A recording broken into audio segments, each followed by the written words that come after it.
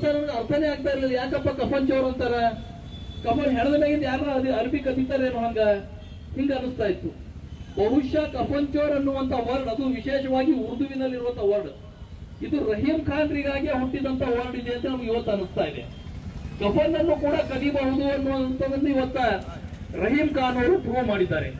ರಹೀಂ ಖಾನ್ರ ಒಬ್ಬ ಪುರಸಭೆ ಅಧ್ಯಕ್ಷರು ಕೂಡ ಇದನ್ನು ಪ್ರೂವ್ ಮಾಡಿದ್ದಾರೆ. ಅವ್ರ ಧೈರ್ಯ ನೋಡ್ರಿ, ಇವತ್ತು ಕಫನ್ ಅಂತೂ ಚೋರ್ ಮಾಡ್ಯಾರ, ಚೋರಿ ಉಪ್ಪರ್ಸೆ ಸೀನಾ ಜೋರಿ ಅಂತ.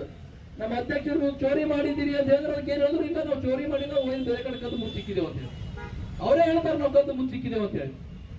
ಆ ಮಷೀನ್ ತಂದಿರೋದು 2023ರಲ್ಲಿ, ಬಿಲ್ ಆಗಿರೋದು 2024ರಲ್ಲಿ.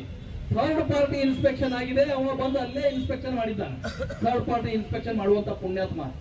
ಆ ಇನ್ಸ್ಪೆಕ್ಷನ್ ಮಾಡಿದ್ದಲ್ಲಿ ಭೂಮರೆಡ್ಡಿ ಕಾಲೇಜ್ ಅದರಲ್ಲಿ ಮಷೀನೇ ಬಂದಿಲ್ಲ.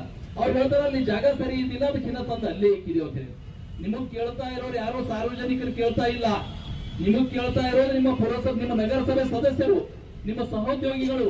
ನೀವು ಆ ಪುರಸಭೆ ನಗರಸಭೆ ಸಭೆಯಲ್ಲಿ ಅವ್ರಿಗೆ ತಿಳಿಸ್ಬೇಕಿತ್ತು, ಇಂಥ ಒಂದು ಮಷಿನ್ ನಮಗೆ ಬಹಳ ದಿವಸದಿಂದ ಬಂದದ, ಅದಕ್ಕಾಗಿ ನಾವು ಅಲ್ಲಿ ಒಯ್ದು ಮುಚ್ಚಿ ಸಿಕ್ಕಿದ್ದೇವೆ ಅಂತ ಹೇಳಿ.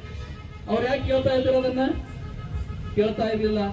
ಆದ್ರೆ ಇಲ್ಲಿ ನೀವು ಚೋರಿ ಮಾಡಿರಿ, ಇವತ್ತು ಆ ಮಷೀನ್ ಅನ್ನು ಎಲ್ಲಿಂದೋ ತಂದು ಇವ್ರು ಆರೋಪ ಮಾಡಿದ ಮೇಲೆ ಅಲ್ಲಿ ತಂದಿಕ್ಕಿದ್ದೀರಿ.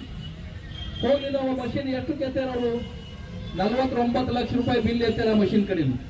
ಅಲ್ಲಿ ಮ್ಯಾಗ ಒಂದು ಬೋರ್ಡ್ ಬರ್ತಿದ್ದು, ಯಾವುದೋ ಒಂದು ಸಪ್ಲೈಯರ್, ಆ ಸಪ್ಲೈಯರ್ ಒಂದು ನಂಬರ್ ಕೊಡೋದು ಅದ್ರ ಕೆಳಗೆ ಅವರೇ ತೋರ್ಸ್ಯಾರದು, ಎಲ್ಲ ಮೀಡಿಯಾದವ್ರಿಗೆ ಹೋಗಿ ತೋರ್ಸ್ಯಾರ.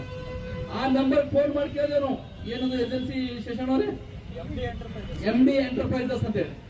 ಅಣ್ಣ ನಮಗೊಂದು ಬೀದರ್ದಾಗ ಒಂದು ಹೆಣ ಸುಡೋ ಮಷೀನ್ ಕೂಡ್ಸೋದಕ್ಕಿಂತ ಫೋಟೋದ ಇದೇ ಮಷೀನ್ ಬೇಕು, ಎಷ್ಟು ಕೂಡಿಸಿ ಅಂತ ಕೇಳಿದೆ ನೋಡಿ.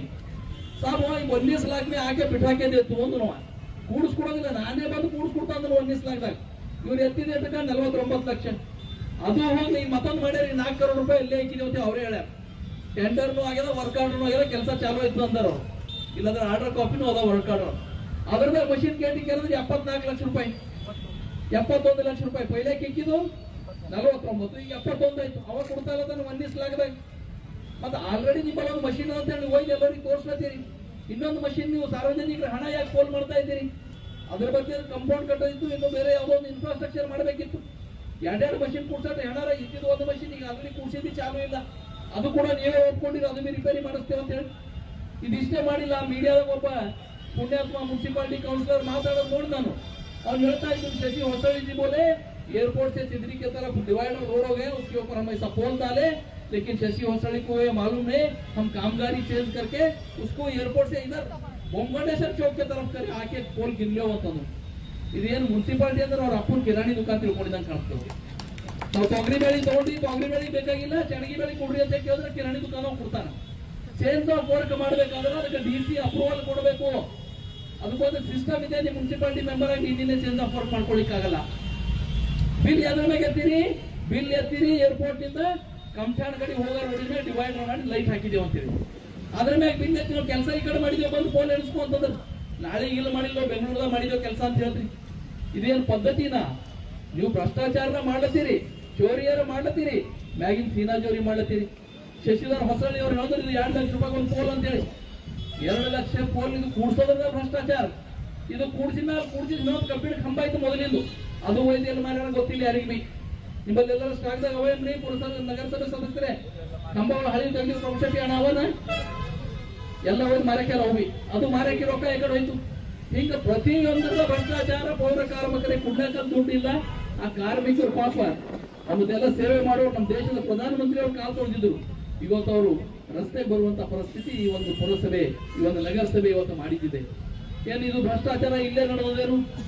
ಇಲ್ಲೇ ಎಲ್ಲ ಭಾಲ್ಕಿದಾಗ ನಡೆದ. ನಮ್ಮ ಭಾಲ್ಕಿದ ಪುರಸಭೆ ಸದಸ್ಯರು ಬಂದಾರಿ, ಅವ್ರು ಒಂದು ಲೋಕಾಯುಕ್ತ ಕಂಪ್ಲೇಂಟ್ ಕೊಟ್ಟರು, ಅದು ಕೂಡ ತಗೊಂಡು ಬಂದ. ಇಲ್ಲಿಗಲ್ ಪ್ಲಾಟ್ ಮಾಡೋದು, ಇಲ್ಲಿಗಲ್ ಪ್ಲಾಟ್ ಮಾಡಿ ಲೇಔಟ್ ಮಾಡೋದು, ಲೇಔಟ್ ಮಾಡಿ ಆ ಲೇಔಟ್ದಾಗ ಯಾರು ಇಲ್ಲ ಅವರಿಗೆಲ್ಲ ಪೇಪರ್ ಖಾತಾಗಳು ಕೊಟ್ಟಾಕ. ಇಷ್ಟೆಲ್ಲ ತಗೊಂಡು ಅವ್ರ ಮಾಹಿತಿ ಹಾಕಿದಾಗ ತಗೊಂಡು ಲೋಕಾಯುಕ್ತಕ್ಕೆ ಈಗಾಗಲೇ ಅವರು ಕಂಪ್ಲೇಂಟ್ ಕೊಟ್ಟಾರ.